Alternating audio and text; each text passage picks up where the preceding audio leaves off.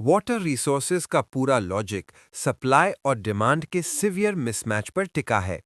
सबसे पहले इस ग्लोबल रिसोर्स डिस्पैरिटी को समझो। India holds a mere 2.45% of the world's land area and only 4% of global water resources. लेकिन हम लोड उठा रहे हैं 17.5% of the world's population का। ये डेटा सिर्फ नंबर्स नहीं है, ये एक स्ट्रक्चरल क्राइसिस इंडिकेट करते हैं।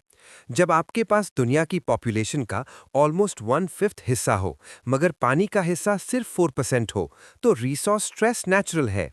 इसलिए इंडिया को वाटर स्ट्रेस्ड नेशन कहा जाता है। अब देखो, टोटल अवेलेबिलिटी और यूटिलाइजेबल पोटेंशियल में एक टेक्निकल फर्क होता है। एनुअल प्रेसिपिटेशन से हमें 4000 क्यूबिक किलोमीटर पानी मिलता है, लेकिन हम सारा यूज नहीं कर सकते। वाई? क्योंकि एवापोरेशन लॉसेस होते हैं और टोपोग्राफिकल कंस्ट्रेंट्स की वजह से बहुत सारा पानी सीधा समुंदर में बह जाता है before we can trap it. So actual utilisable water सिर्फ 1122 क्यूबिक किलोमीटर्स बचता है। इसमें भी डिवीजन है। Surface water 690 cubic kilometres and ground water 432 cubic kilometres. यहाँ एक जियोलॉजिकल लॉजिक काम करता है। गंगा ब्रह्मपुत्रा बेसिन में 60% of total surface resources concentrated हैं। वाई? क्योंकि ये रिवर्स हिमालयन ग्लेशियर से ओरिजिनेट होती हैं, पेरिनियल सोर्स, और मॉनसून का बड़ा हिस्सा रिसीव करती हैं। Contrast this with the peninsular river basins like Godavari, Krishna and Kaveri. इनका यूटिलाइजेशन पोटेंशियल कम है because of the undulating topography and hard rock terrain, जो पानी को रोकना मुश्किल बनाता है और स्टोरेज कॉस्टली पड़ता है। इस मैप को ध्यान से देखो। ब्लू जोन्स हाई पोटेंशियल दिखा रहे हैं नॉर्थ नॉर्थ ईस्ट, जबकि बाकी इंडिया स्ट्रगल कर रहा है। ग्राउंड वाटर पोटेंशियल भी वहां हाई है जहां एल्यूवियल सॉइल है, soft porous soil allow water to percolate deep, जैसे नदर्न प्लेन्स में।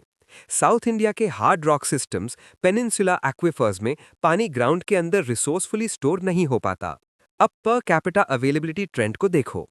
1951 में ये 5177 क्यूबिक मीटर्स था, जो 2011 तक गिरकर 1545 हो गया, और 2025 तक ये water stress threshold 1342 cubic metres के नीचे चला जाएगा। इसका सिंपल रीजन मल्थूजियन ट्रैप है। पानी की क्वांटिटी कांस्टेंट है, लेकिन पॉपुलेशन यानी डिनोमिनेटर तेजी से बढ़ रही है। जब डिनोमिनेटर बढ़ेगा तो पर पर्सन शेयर ऑटोमेटिकली श्रिंक करेगा। This approaches absolute scarcity when levels drop below 1000 cubic meters. तो चैलेंज सिर्फ पानी बचाना नहीं है, बल्कि स्पेशियल इम्बैलेंस को मैनेज करना है। एक्सेस बेसिन से डेफिसिट बेसिन तक पानी पहुंचाना एक ह्यूज इंजीनियरिंग और इकोलॉजिकल चैलेंज बन जाता है। इरिगेशन सिस्टम्स को समझने के लिए हमें पहले इंडिया के रेनफॉल पैटर्न का स्पेशियो टेम्पोरल वेरिएंस समझना होगा। टेम्पोरल मतलब टाइम रिलेटेड। इंडिया में रेनफॉल पूरे साल नहीं होती। ये primarily south west monsoon June to सितंबर के 4 महीनों में कॉन्सेंट्रेटेड होती है। बाकी विंटर और समर मंथ्स ड्राई रहते हैं। लेकिन एग्रीकल्चर तो पूरे साल चलती है, specially for water intensive crops like rice and sugarcane. इसलिए ड्राई सीजन्स में क्रॉप्स को जिंदा रखने के लिए आर्टिफिशियल वाटर सप्लाई यानी इरिगेशन एक एब्सोल्यूट नेसेसिटी बन जाती है। Without irrigation food security maintain करना इम्पॉसिबल है। अब मोड्स ऑफ इरिगेशन देखो, ये डायरेक्टली ज्योग्राफी से लिंक्ड हैं। पंजाब, हरियाणा और वेस्टर्न यूपी में ट्यूब वेल्स डोमिनेंट हैं। क्यों? क्योंकि यहाँ अलूवियल सॉइल की थिक लेयर्स हैं जो सॉफ्ट होती हैं, ड्रिलिंग आसान होती है और वाटर टेबल हाई होता है। फार्मर्स एक्वीफर्स को एक्सप्लॉइट करते हैं फॉर ग्रीन रेवोल्यूशन क्रॉप्स। लेकिन इसका नेगेटिव फॉलआउट ये है कि ground water depletion level dangerous हो गया है। वहीं दूसरी तरफ पेनिनसुलर इंडिया, आंध्रा तमिलनाडु में टैंक्स यानी तालाब डोमिनेंट इरिगेशन मेथड रहा है हिस्टोरिकली। इसका रीजन जियोलॉजिकल है। वहां की जमीन हार्ड रॉक से बनी है। हार्ड रॉक में आप डीप बोरवेल्स इजीली ड्रिल नहीं कर सकते और वहां पानी डीप पर्कुलेशन नहीं करता। इंस्टेड नेचुरल डिप्रेशंस में पानी कलेक्ट होता है, जिसे टैंक्स कहते हैं। So geology decides the technology. Then comes the canal system like the Indira Gandhi canal IGNP। इसने राजस्थान के मरुस्थली यानी डेजर्ट रीजन को ट्रांसफॉर्म कर दिया है। कनाल इरिगेशन वहां होती है जहां पेरेनियल रिवर्स का पानी डाइवर्ट किया जा सके थ्रू ह्यूज इंफ्रास्ट्रक्चर। लेकिन कनाल इरिगेशन में अक्सर वाटर लॉगिंग और सॉइल सैलिनाइजेशन की प्रॉब्लम्स आती है अगर ड्रेनेज प्रॉपर ना हो। एफिशिएंसी की बात करें तो ट्रेडिशनल फ्लड इरिगेशन, जहां खेत में बस पानी छोड़ दिया जाता है, 35 टू 40% एफिशिएंसी होती है, मतलब 60% पानी वेस्ट। मॉडर्न अप्रोच शिफ्ट हो रही है माइक्रो इरिगेशन पर, ड्रिप या स्प्रिंकलर पर, जहां एफिशिएंसी 90% तक जाती है। एरिड जोन्स में जहां पानी कम है, वहां वाटर यूज एफिशिएंसी यानी WEE बढ़ाना ही ओनली सोल्यूशन है। ड्रिप इरिगेशन में पानी सीधा रूट्स पर गिरता है, इवेपोरेशन लॉसेस ऑलमोस्ट जीरो हो जाते हैं। तो फ्यूचर ऑफ इरिगेशन पानी ज्यादा निकालने में नहीं, बल्कि लिमिटेड पानी को एफिशिएंटली यूज करने में है। ये शिफ्ट ट्रेडिशनल मेथड से प्रेसिशन फार्मिंग की तरफ एक क्रूशल स्टेप है।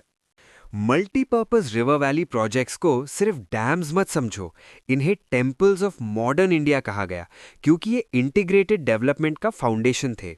मल्टीपर्पज का मतलब है एक सिंगल प्रोजेक्ट से मल्टीपल गोल्स अचीव करना। Irrigation, hydro electricity, flood control और नेविगेशन। इस प्रोसेस फ्लोचार्ट को देखो। पानी को रेजर्वोयर में स्टोर किया जाता है। ये स्टोर्ड पोटेंशियल एनर्जी पहले टर्बाइंस घुमाती है, इलेक्ट्रिसिटी, फिर कंट्रोल्ड वे में कैनाल्स में रिलीज होती है, इरिगेशन। और क्योंकि हमने फ्लो को रेगुलेट किया है, तो डाउनस्ट्रीम एरियाज में फ्लड का रिस्क कम हो जाता है। ये एक तीर से कई निशाने लगाने जैसा है। हायरार्की और कॉन्टेक्स्ट समझना जरूरी है। भाखरा नांगल प्रोजेक्ट, जो सतलुज रिवर पर है, एक मैसिव जॉइंट वेंचर है पंजाब, हरियाणा और राजस्थान का। इसका रेजर्वोयर गोबिंद सागर वाटर स्टोर करता है जो एरिड रीजन्स को फीड करता है। ये एक ग्रेविटी डैम है, मतलब इसका अपना वेट ही पानी के प्रेशर को रोकता है। दूसरी तरफ दामोदर वैली कॉरपोरेशन यानी DVC का कॉन्टेक्स्ट अलग है। दामोदर रिवर को सॉरो ऑफ बंगाल कहा जाता था क्योंकि ये डिवेस्टेटिंग फ्लड्स लाती थी। DVC को USA के टेनेसी वैली अथॉरिटी के मॉडल पर बनाया गया ताकि फ्लड्स को कंट्रोल करके उस डिस्ट्रक्टिव एनर्जी को कंस्ट्रक्टिव पावर जनरेशन में बदला जा सके।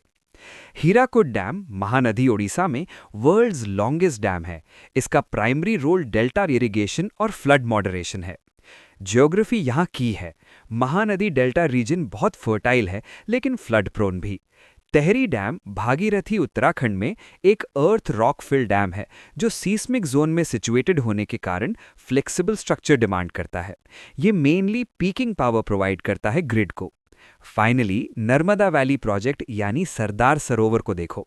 इसका इंजीनियरिंग फीट इसका मैसिव कैनाल नेटवर्क है जो पानी को सरप्लस रीजन से उठाकर ड्राउट प्रोन कच्छ और सौराष्ट्र तक ले जाता है। यहाँ लॉजिक ये है कि रिवर का पानी समुद्र में वेस्ट होने से पहले उन एरियाज में डाइवर्ट किया जाए जहां पानी की बूंद बूंद के लिए स्ट्रगल है।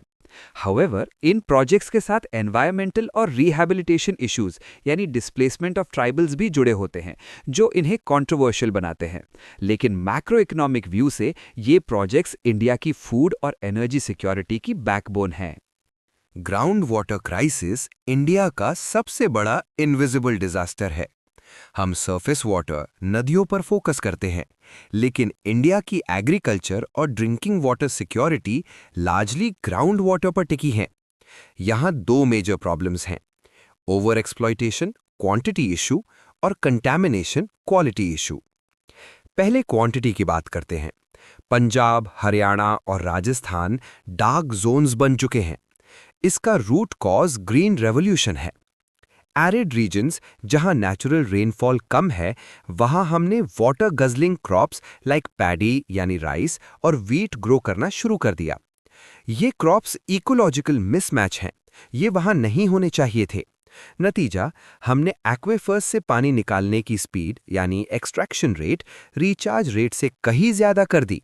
जब यूटिलाइजेशन 100% क्रॉस कर जाता है, वाटर टेबल तेजी से गिरता है। इसे एक्वेफर कंप्रेशन और ग्राउंड सब्सिडेंस का रिस्क बढ़ता है। जमीन अंदर धंस सकती है क्योंकि पानी का सपोर्ट सिस्टम खत्म हो गया है। अब क्वालिटी डिटेरियोरेशन पर आते हैं। जब वाटर टेबल नीचे जाता है तो केमिकल कॉन्सेंट्रेशन बढ़ जाती है। वेस्ट बंगाल और बिहार यानी गंगा डेल्टा में आर्सेनिक कंटामिनेशन एक सिवियर इशू है। आर्सेनिक नेचुरली रॉक्स में होता है यानी जियोजेनिक, लेकिन डीप ड्रिलिंग और केमिकल चेंजेस की वजह से ये पानी में लीच हो रहा है जो कार्सिनोजेनिक है। राजस्थान और तेलंगाना में फ्लोराइड हाई है। ये वहाँ की ग्रेनाइट रॉक से आता है, कॉजिंग फ्लोरोसिस यानी स्केलेटल डिफॉर्मिटी। कोस्टल एरियाज जैसे गुजरात और तमिलनाडु में सलाइनिटी इंग्रेस हो रहा है। इसका मैकेनिज्म समझो। फ्रेश वाटर हल्का होता है और सलाइन वाटर भारी। जब हम कोस्टल फ्रेश वाटर एक्वेफर्स को ओवर पंप करते हैं तो वैक्यूम क्रिएट होता है और समंदर का खारा पानी यानी सलाइन वाटर लैंड की तरफ पुश करता है, इंट्रूजन। एक बार एक्वेफर सलाइन हो गया तो वो इरिवर्सिबल डैमेज है। इसके अलावा एंथ्रोपोजेनिक यानी ह्यूमन मेड पोल्यूशन भी है। यमुना के किनारे हैवी इंडस्ट्रियल वेस्ट डंप होने से ग्राउंड वाटर में हैवी मेटल्स और टॉक्सिक फ्लज पर्कोलेट कर रहा है, leading to high BOD COD levels. ये मैप ध्यान से देखो। जो रेड जोन्स हैं वो क्रिटिकल स्टेट्स हैं। ये सिर्फ पानी खत्म होने की बात नहीं है, ये पानी के पॉइजनस होने की भी बात है। जब हम डीप एक्विफर्स में ड्रिल करते हैं, हम अक्सर उन जियोलॉजिकल लेयर्स को डिस्टर्ब करते हैं जो हार्मफुल केमिकल्स रिलीज करती हैं। सिंपल लॉजिक है, सस्टेनेबल लिमिट से ज्यादा निकालोगे तो क्वालिटी और क्वांटिटी दोनों कोलैप्स होंगे। वाटरशेड मैनेजमेंट एक होलिस्टिक अप्रोच है जो सिर्फ पानी बचाने के बारे में नहीं बल्कि पूरी इकोलॉजी को मैनेज करने के बारे में है। कॉन्सेप्ट सिंपल है, रिज टू वैली अप्रोच। पानी हमेशा ऊपर यानी रिज से नीचे वैली की तरफ बहता है। अगर हम पानी को रिज पर ही रोक लें, जैसे चेक डैम्स या एफॉरेस्टेशन, तो सॉइल इरोजन रुकेगा, इन्फिल्ट्रेशन बढ़ेगा और ग्राउंड वाटर रिचार्ज होगा। इस मॉडल में लैंड, वाटर और फ्लोरा यानी प्लांट्स तीनों का बैलेंस बनाया जाता है। सिर्फ टैंक बनाना काफी नहीं है, कैचमेंट एरिया का ट्रीटमेंट जरूरी है ताकि सिल्टेशन न हो। इंस्टीट्यूशनल इनिशिएटिव्स में कम्युनिटी पार्टिसिपेशन सेंट्रल पिलर है। विदाउट कम्युनिटी ओनरशिप कोई भी गवर्नमेंट स्ट्रक्चर मेंटेन नहीं रह सकता। हरियाली सेंट्रल गवर्नमेंट का स्कीम है जो ग्राम पंचायत के थ्रू एग्जीक्यूट होता है for drinking water, irrigation and fisheries. लेकिन सक्सेसफुल मॉडल्स वो हैं जहां लोगों ने खुद लीड किया। नीरू मीरू यानी water and you Andhra Pradesh का प्रोग्राम था जहां पर्कुलेशन टैंक्स बनाए गए ताकि रन ऑफ को रोका जा सके। सबसे इंस्पायरिंग एग्जाम्पल है अरवरी पानी संसद अलवर राजस्थान का। यहाँ लोगों ने ट्रेडिशनल जोहड्स यानी अर्दन चेक डैम्स बनाए। जोहड़ पानी को रोकता है, सॉइल में पर्कुलेट करवाता है और डेड रिवर अरवरी को फिर से जिंदा कर दिया। दिस प्रूव्स कि लोकल सोल्यूशन ही सस्टेनेबल होते हैं। महाराष्ट्र में रालेगन सिद्धि अन्ना हजारेज मॉडल ने दिखाया कि वॉलंटरी लेबर यानी श्रमदान से गांव की तस्वीर बदल सकती है। उन्होंने सिर्फ स्ट्रक्चर नहीं बनाए बल्कि सोशल स्ट्रिक्टनेस भी लगाई, like ban on open grazing and felling of trees. Open grazing से सॉइल लूज होती है और इरोजन बढ़ता है, इसलिए ग्रेजिंग रोकना वाटरशेड मैनेजमेंट का हिस्सा है। 3D इलस्ट्रेशन को देखो। रिज एरिया में ट्रीज यानी एफॉरेस्टेशन पानी की स्पीड कम करते हैं, स्लोप पर कॉन्टूर बंडिंग और टेरेसिंग पानी को रुकने का मौका देते हैं ताकि वो जमीन में रिस सके, इन्फिल्ट्रेट। नीचे वैली में चेक डैम्स और पर्कुलेशन टैंक्स पानी स्टोर करते हैं जो आसपास के डग वेल्स को रिचार्ज करते हैं। बस लॉजिक ये है कि पानी को रन करने से रोको, उसे वॉक कराओ ताकि वो जमीन के अंदर सीप कर सके। ये साइकिल जब रीस्टोर होती है तभी ड्राउट प्रोन एरियाज में भी ग्रीनरी वापस आती है। रेन वाटर हार्वेस्टिंग में हम पुराने ट्रेडिशनल ज्ञान को मॉडर्न मैंडेट्स के साथ जोड़ते हैं। पहले ज़माने में कम्युनिटीज़ अपनी ज्योग्राफी के हिसाब से पानी बचाने के तरीके इन्वेंट करती थी। राजस्थान जैसे एरिड जोन में टांका सिस्टम देखो। ये एक अंडरग्राउंड टैंक होता है जिसे आगोर यानी कैचमेंट एरिया से कनेक्ट किया जाता है। आगोर को साफ रखा जाता है ताकि पानी कंटामिनेट ना हो। टैंक के अंदर लाइम लाइनिंग होती है। ये दो काम करती है, वाटरप्रूफिंग यानी पानी लीक नहीं होता और प्यूरिफिकेशन यानी लाइम किल्स बैक्टीरिया। ये पानी पूरे साल पीने के काम आता है। सिमिलरली जोहर्ट्स चेक डैम्स हैं जो रिचार्ज करते हैं और कुल्स हिमाचल में डाइवर्जन चैनल्स हैं जो ग्रेविटी का यूज करके पानी खेतों तक लाते हैं। तमिलनाडु में एरीज ट्रेडिशनल टैंक्स थे जो इंटरकनेक्टेड होते थे। एक भरता था तो ओवरफ्लो होकर दूसरे में जाता था। लेकिन आज के अर्बन कॉन्टेक्स्ट में सिनारियो बदल गया है। सिटीज कॉन्क्रीट जंगल्स बन गई हैं। बारिश होती है तो पानी जमीन में जाने यानी पर्कोलेट की जगह सड़कों पर बहता है और फ्लड्स क्रिएट करता है। यहाँ मॉडर्न RWH टेक्निक्स काम आती हैं। रूफटॉप रेन वाटर हार्वेस्टिंग में छत यानी रूफ से पानी कलेक्ट करके पाइप के थ्रू फिल्टर चेंबर में भेजा जाता है, सैंड या चारकोल फिल्टर, और फिर सीधा रिचार्ज पिट या बोरवेल में डाला जाता है। इसका डायरेक्ट बेनिफिट ये है कि ये ग्राउंड वाटर टेबल को ऊपर उठाता है और इलेक्ट्रिसिटी कॉस्ट यानी पंपिंग कॉस्ट कम करता है। गवर्नमेंट्स अब इसे लीगली एनफोर्स कर रही हैं। Tamil Nadu was the first state to make rooftop harvesting compulsory for all buildings. इस मैंडेट का असर ये हुआ कि चेन्नई में वाटर टेबल में सिग्निफिकेंट राइज देखा गया। अर्बन एरियाज में हम स्टॉर्म वाटर ड्रेन्स को प्लग करके डीप एक्विफर्स को भी रिचार्ज कर सकते हैं। डायग्राम में देखो, कैचमेंट एरिया स्लोप पर है ताकि पानी फ्लो करे, मैश या सीव कचरा रोकती है और रिचार्ज वेल सीधा ग्राउंड स्ट्राटा को पेनिट्रेट करता है। लॉजिक सिंपल है, नेचर ने हमें पानी दिया है, अगर हम उसे वहीं कैप्चर नहीं करेंगे जहां वो गिरता है तो वो बहकर वेस्ट हो जाएगा या फ्लड बन जाएगा। RWH is basically catching rain where it falls. ये सिर्फ ऑप्शन नहीं है, अब सर्वाइवल रिक्वायरमेंट बन चुका है। इस स्लाइड में हम गवर्नमेंट के स्ट्रेटेजिक शिफ्ट को समझेंगे, from just creating infrastructure to ensuring delivery and efficiency. 2 major missions हैं, नेशनल वाटर मिशन यानी NWM और जल जीवन मिशन यानी JJM। NWM actually national action plan on climate change यानी NACCP का एक हिस्सा है। इसका गोल है वाटर यूज एफिशिएंसी को 20% तक बढ़ाना, क्योंकि क्लाइमेट चेंज से रेनफॉल इराटिक होगी तो हमें एग्जिस्टिंग पानी को ही ज़्यादा एफिशिएंटली यूज़ करना होगा। ये इंटीग्रेटेड वाटर रिसोर्सेज मैनेजमेंट यानी IWRM पर फोकस करता है, यानी बेसिन लेवल पर प्लानिंग, ना कि स्टेट बाउंड्रीज पर। दूसरा और सबसे क्रिटिकल मिशन है जल जीवन मिशन यानी JJM। इसका विजन है हर घर जल बाय 2024। लेकिन ध्यान दो, टारगेट सिर्फ पाइप लगाना नहीं है, टारगेट है functional house hold tap connection यानी FHTC।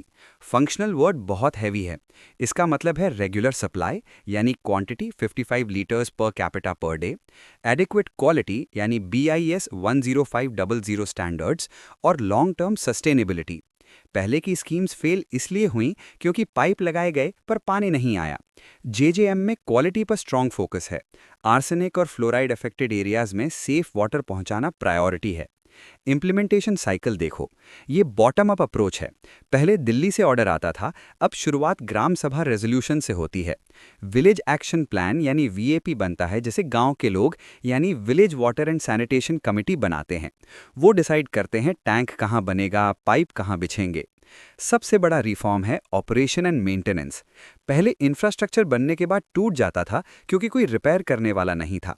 अब VWSC की जिम्मेदारी है मेंटेनेंस करना, जिसके लिए कम्युनिटी कंट्रीब्यूट भी करती है। ये सेंस ऑफ ओनरशिप क्रिएट करता है। साथ ही सस्टेनेबिलिटी कंपोनेंट भी है। ग्रे वाटर यानी किचन वेस्ट वाटर को रीयूज करना और रिचार्ज पिट्स बनाना ताकि सोर्स कभी ड्राई ना हो। ये इंफ्रास्ट्रक्चर क्रिएशन से सर्विस डिलीवरी की तरफ शिफ्ट है। फाइनली हम वाटर कंजर्वेशन स्कीम्स और एसेट रिहैबिलिटेशन पर आते हैं। वाटर सिक्योरिटी सिर्फ नया पानी लाने से नहीं, पुराने को बचाने और मैनेज करने से आती है। जल शक्ति अभियान यानी JSA कोई कन्वेंशनल गवर्नमेंट स्कीम नहीं है, ये एक जन आंदोलन है यानी पीपल्स मूवमेंट है। इसका फोकस बिहेवियरल चेंज पर है। इसमें 5 इंटरवेंशन एरियाज हैं: rain water harvesting, traditional bodies का रेनोवेशन यानी पुराने तालाब साफ करना, borewell recharge structures, watershed development और इंटेंसिव एफॉरेस्टेशन। लॉजिक ये है कि जब तक हर नागरिक पानी नहीं बचाएगा, पॉलिसी काम नहीं करेगी। अटल भूजल योजना यानी अटल जल स्पेसिफिक है, ये ग्राउंड वाटर मैनेजमेंट के लिए है। नोट करो इसके target areas: Gujarat, Haryana, Karnataka, MP, Maharashtra, Rajasthan, UP। ये वही स्टेट्स हैं जहां ग्राउंड वाटर डिप्लीशन सबसे ज्यादा क्रिटिकल है। ये स्कीम डिमांड साइड मैनेजमेंट पर चलती है। सप्लाई साइड यानी बड़े डैम्स अब सैचुरेट हो चुका है, अब हमें डिमांड कम करनी है। इसका कोर टूल है वाटर बजटिंग। सिंपल, जैसे घर का बजट बनता है यानी इनकम वर्सेस एक्सपेंस, वैसे ही कम्युनिटी पानी का बजट बनाती है। कितना पानी अवेलेबल है यानी रेनफॉल या रिचार्ज वर्सेस कितना हम क्रॉप्स के लिए यूज कर रहे हैं। अगर खर्चा ज्यादा है तो क्रॉप पैटर्न बदलना पड़ेगा। ये डिसीजन कम्युनिटी खुद लेती है, गवर्नमेंट बस फैसिलिटेट करती है। Lastly, dam rehabilitation and improvement project. India के पास हजारों बड़े डैम्स हैं जो 50-60 साल पुराने हैं। इनमें सेडिमेंटेशन यानी मिट्टी जमना की वजह से कैपेसिटी कम हो गई है और स्ट्रक्चरल क्रैक्स आ रहे हैं जो सेफ्टी रिस्क्स हैं। अगर डैम टूटा तो कैटास्ट्रफी होगा। DRIP world bank funded in existing dams को स्ट्रेंथन करता है, उनके स्लूज गेट्स रिपेयर करता है और स्काडा सिस्टम्स यानी ऑटोमेटेड मॉनिटरिंग लगाता है। इमरजेंसी एक्शन प्लान्स तैयार किए जाते हैं। तो वाटर मैनेजमेंट अब एक मल्टी प्रोंग स्ट्रैटेजी है। JSA से अवेयरनेस, अटल भूजल से ग्राउंड वाटर डिसिप्लिन, JJM से डिलीवरी और DRIP से इंफ्रास्ट्रक्चर सेफ्टी। ये सब मिलकर ही इंडिया की वाटर सिक्योरिटी इंश्योर कर सकते हैं।